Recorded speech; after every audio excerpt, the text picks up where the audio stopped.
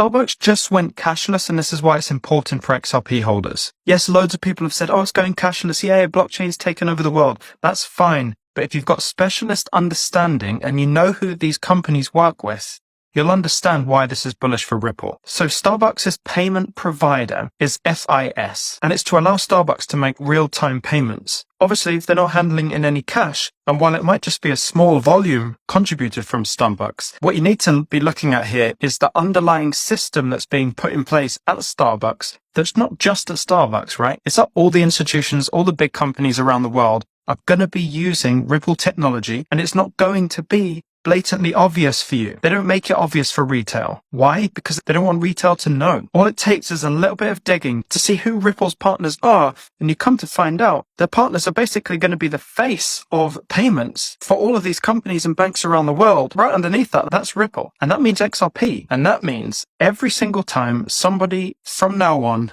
buys a single coffee from Starbucks, somewhere along that process, it'll become XRP. Even if it's temporarily. But now think of all the coffees being bought in America, all the coffees being bought around the world. Think about all the companies and every transaction that every company does in the world. It starts to add up real quick. If you want more information about XRP and my deep dives of research, I'm telling you 99% of the content creators that you see out there aren't going as deep into the research as I am. I'm surrounded by some very smart people, and I'm dedicating hours and days and weeks to the research about Ripple and what Ripple actually is. If you want to be part of the journey, follow this account for more, and consider subscribing to my Patreon. It's just £3 a month. You get market updates, live AMAs, so on and so forth. And funnily enough, it costs the same amount as a Starbucks coffee.